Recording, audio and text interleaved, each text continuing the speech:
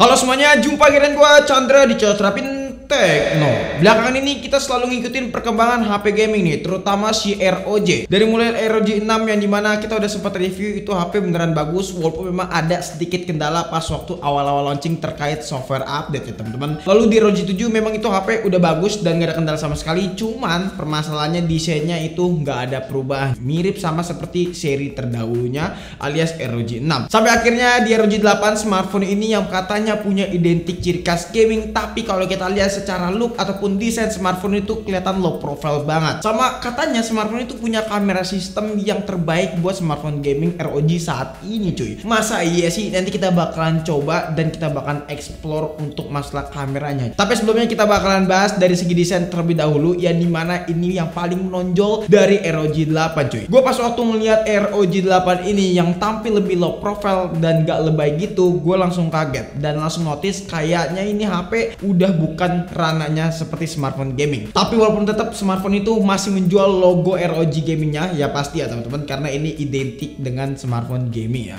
Ya ini menurut gue bagus sih, karena walaupun desain gamingnya tetap kelihatan, tapi di sini nggak keramaian. Itu yang paling asik. Dan kalau gue lihat juga smartphone yang satu ini si ROG 8 kayaknya udah ngikutin seperti seri laptop gamingnya si ROG ya teman-teman. Yang dimana kalau kalian tahu tampilan dari laptop ROG gaming tuh udah mulai ya bergeser ke lana yang raw profile gitu teman-teman. Tapi tetap warna-warna RGB tetap ada dan juga logo RGB-nya masih dipasang dengan cukup jelas gitu. Nah, buat varian warna juga smartphone yang satu itu hadir dengan dua varian warna, yaitu Phantom Black yang tampilannya itu lebih kalem kayak smartphone warna hitam pada umumnya, dan juga satu lagi yaitu warna Rebel Grey yang dimana ini warna abu-abu ya teman-teman. Dan ini warna yang gue suka banget dan yang gue pegang pun juga warna Rebel Grey, yang dimana kalau kalian lihat tampilannya kelihatan gonjreng dan klasik gitu. Klasik dalam artian tetap masih kelihatan mewah ya teman-teman, karena warna abu-abunya ini membuat logo ROG-nya itu makin kelihatan keluar gitu ya, keluar dalam artian auranya itu lebih sangar ya. Nah, secara diagonal smartphone-nya satu ini tuh cukup lumayan bongsor ya, namanya juga smartphone gaming, jadi jangan berharap smartphone ini tuh bakalan compact, tapi tetap nyaman kalau misalnya kita genggam, karena memang smartphone-nya satu ini punya hand grip yang bener-bener nyaman ya,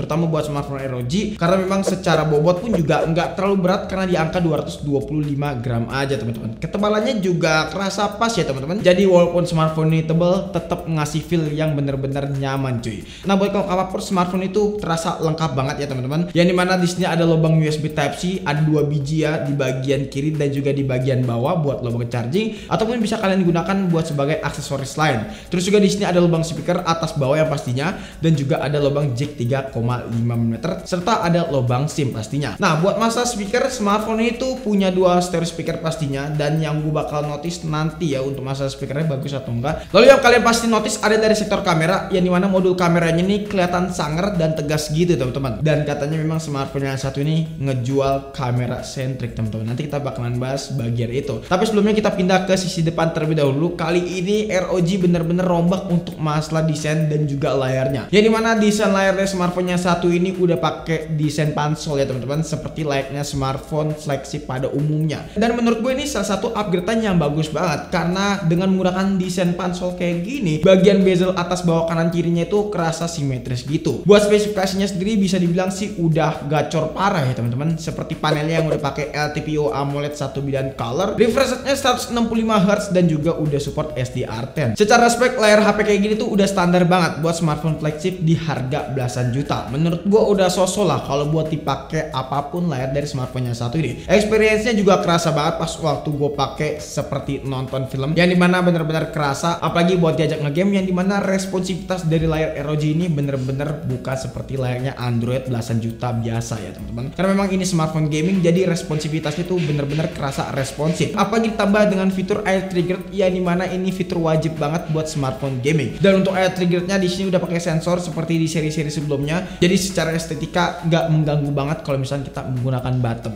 Dan ini lebih suka gue menggunakan sensor sih, karena memang sensornya juga kerasa lebih responsif dan juga haptic feedbacknya tuh berasa dapat. Nah, experience yang kurang sih paling dari segi kualitas speakernya aja nih, yang dimana kalau misalkan masalah speaker, ROG itu selalu yang juara. Gue udah coba dari ROG 6, 7 dan juga di ROG 8 ini memang rasanya itu kerasa beda.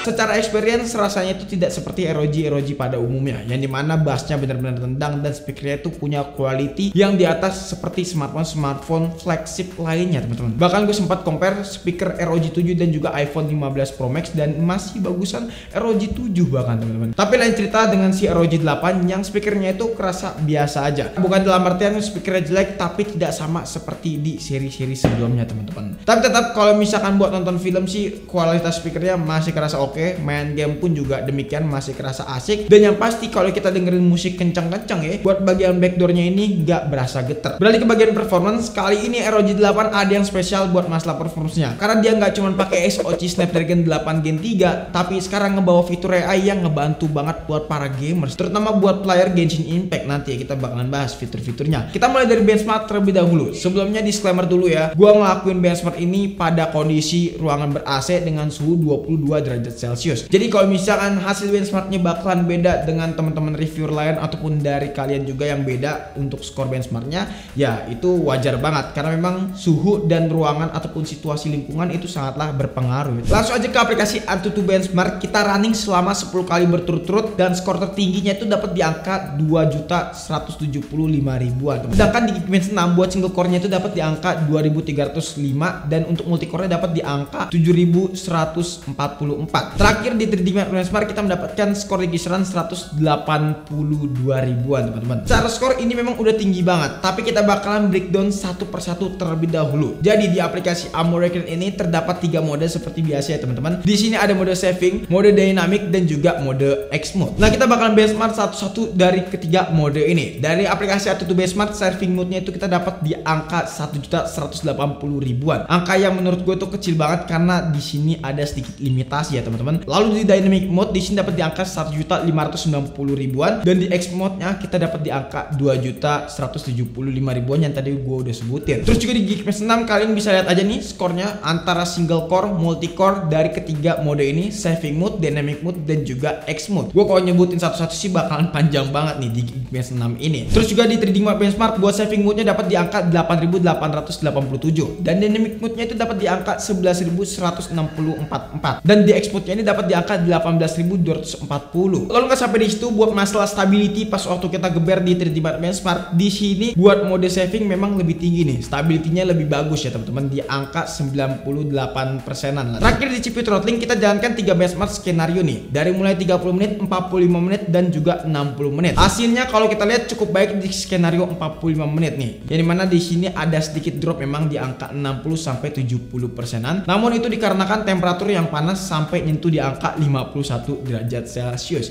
Tapi pas waktu di 60 menit di sini ada sedikit limitasi ya teman-teman. Yang dimana memang temperaturnya tidak terlalu panas di angka 50 derajat Celcius, tapi kalau kita lihat buat secara grafik memang cukup naik turun ya. Ini hal wajar banget karena Snapdragon 8 Gen 3 itu SoC-nya memang terbilang cukup overheat dan juga over limit. Sekarang langsung aja ke gaming test nih ya. Kita punya 6 game. Biasanya kita tes cuma 3 game aja, tapi kali ini spesial kita tes langsung 6 game. Pertama, game Mobile Legends Bang, game yang dimana ini game yang udah pasti ringan lah ya buat main di ROG Phone ini. Kita setting rata kanan semua dan alhasil di sini dapat FPS yang benar-benar tinggi ya, karena settingannya adalah ultra, jadi nggak usah diragukan lagi. 120 FPS mentok parah. Dan juga untuk masalah temperaturnya, selama kita main kurang lebih 20 menitannya, di sini temperaturnya nyentuh di angka 37 derajat Celcius dan konsumsi baterainya sampai 5% doang teman-teman. Lalu game PUBG Mobile presetnya adalah smooth extreme, yang dimana di sini jelas-jelas bisa ngelibas dengan cukup baik ya teman-teman pastinya. Apalagi di sini smooth extreme plus pastinya buat masalah FPS-nya tinggi banget, bisa kalian lihat aja secara grafik. Dan buat masalah temperaturnya di sini nyentuh di angka 39 derajat Celcius, konsumsi baterainya itu berkurang 8%-an pas waktu kita geber main game PUBG Mobile selama kurang lebih 20 menitan juga. Dan ini memang menjadi salah satu concern gue juga nih, kenapa PUBG Mobile nggak tembus ke 120 FPS ya.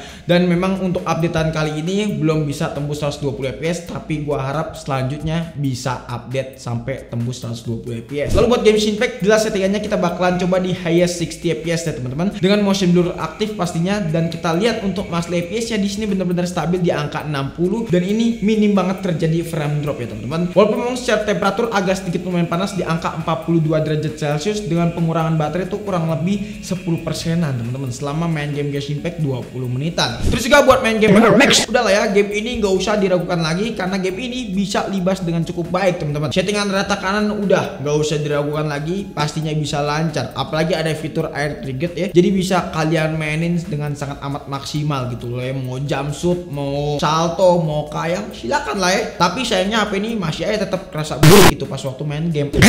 Tapi yang lebih sayangan lagi, HP itu belum bisa tembus sampai 90 fps buat main si ini. Lalu game Call of Duty Warzone di sini settingannya kita bakalan coba high max ya teman-teman, dan fps itu dapat di angka 120 pas waktu di mode Battle Royale. Terus juga kalau di mode multiplayer dapat di angka 60 fps aja. Entah kenapa di sini memang ada sedikit penurunan fps, tapi aja gue yakin bakalan ada updatean kok. Terus juga untuk temperaturnya di angka 41 derajat Celcius pas kita main game ini selama 20 menitan. Baterainya berkurang 8%. Dan yang terakhir adalah game Real Racing 3 nih. Ini salah satu game yang udah support 165 Hz. Kita pilih game ini karena memang kita pengen lihat kemampuan refresh rate tinggi 160 Hz nya ini. Dan hasil buat FPS nya benar-benar berjalan di angka 165 Hz tanpa adanya frame drop. Jadi secara grafik pun kita bakalan coba settingan rata kanan, dan di sini jalan benar-benar sangat amat maksimal. Temperaturnya juga tergolong stabil di angka 38 derajat Celcius, dan baterainya berkurang 7%. Jadi game ini memang tergolong ringan ya. Nah, pengalaman ngegame di smartphone-nya satu itu sebenarnya tidak perlu ditanyakan lagi. Namanya juga smartphone gaming, pastinya udah asik banget. Apalagi kalau misalkan kalian aktifin fitur mode background ini, ya dimana kalian bisa menjalankan dua game secara bersamaan tanpa takut foreclose. Bahkan bisa kalian limitasi juga waktunya, dan ini mau foreclose jam berapa bisa kalian setting. Nah, ngomongin fitur, game Genie-nya ini menyediakan banyak opsi banget nih teman-teman buat masalah fitur, dan ngemanjain player buat ngegame di HP ini. Salah satunya fitur yang gue banggakan yaitu adalah Exchange, yang dimana ini bisa support di beberapa game, tapi memang saat ini untuk yang compatible cuman Genshin Impact aja. Ya memang ada beberapa game sih, tapi tidak maksimal. Dan kalau misalnya kalian pakai Exchange-nya ini di Genshin Impact, rasanya udah kayak pay to win. Karena kalau misalnya kalian top up Genshin Impact kalian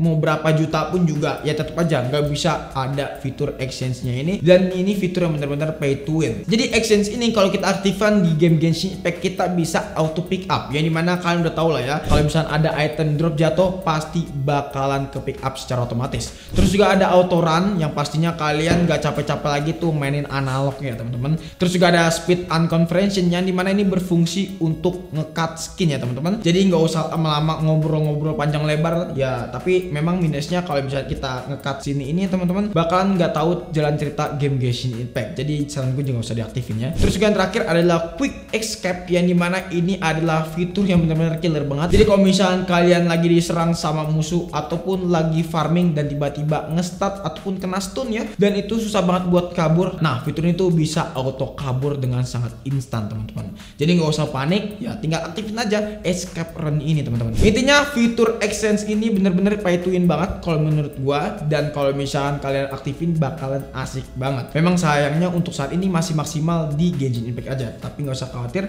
di game lain pun juga bakalan nyusul nantinya ya. Tadi di awal gue sempat singgung untuk masalah AI. Jadi smartphone yang satu ini bukan cuma jualan performance doang, tapi smartphone yang satu ini ditanamin AI juga cuy. Contohnya X Capture, yang dimana fitur itu bukan cuma sekedar ngerekam gameplay kita, namun setelah kita menggunakan fitur ini dengan tambahan AI, yang dimana kita bisa memisahkan dan juga membagi momen-momen kita nih. Kayak misalkan kita lagi bermain game seperti kita mengalahkan musuh, bahkan tertembak musuh, ya intinya kejadian konyol-konyol kayak gitu tuh bisa direkam secara otomatis, bahkan di record sekalipun teman-teman. Lalu ada AI Grabble, yang dimana ini berfungsi untuk mencari kata-kata kunci ataupun memang teka-teki yang sekiranya sulit buat kalian tuntaskan. Ya pencariannya layout by Google ya teman-teman. Cuma memang gua sendiri agak sedikit bingung ya cara gunainnya. Bingung dalam artian ini agak sedikit kurang akurat karena memang masih menggunakan Google gitu. Oke, sekarang kita beralih ke bagian kapasitas baterai. Baterainya sendiri ini berkapasitas 5500 mAh, standarnya seperti smartphone gaming, dan juga dukungan fast charging 65 watt. Secara skill on time sih HP itu cuma bisa bertahan 7 jam aja teman-teman. Bahkan bisa boros ke 6 jam aja,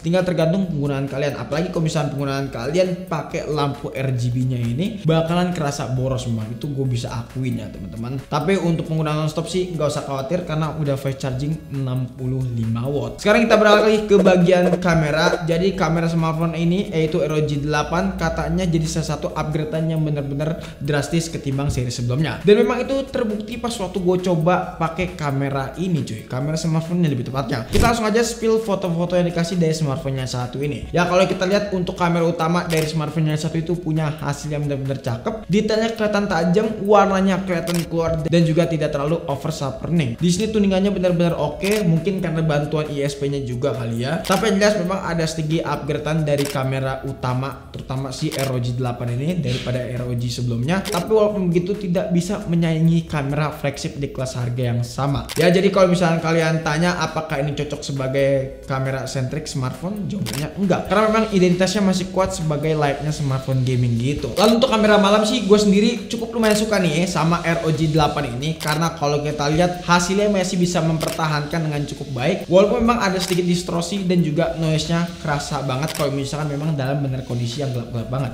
Oke, ini adalah hasil perekaman kamera ultrawide dari ROG Phone 8 yang versi biasa. Ini kita bisa pindah lensa, tapi sayangnya pindah lensanya masih agak patah-patah ya. Dan ini ultrawide, ini 1 kali. Untuk dynamic range-nya agak sedikit sempit ya. Kalau lensa utamanya, oke, ini lumayan. Kita coba pindah ke kamera utamanya. So, ini buat hasil kamera depan dari si ROG 8-nya teman-teman.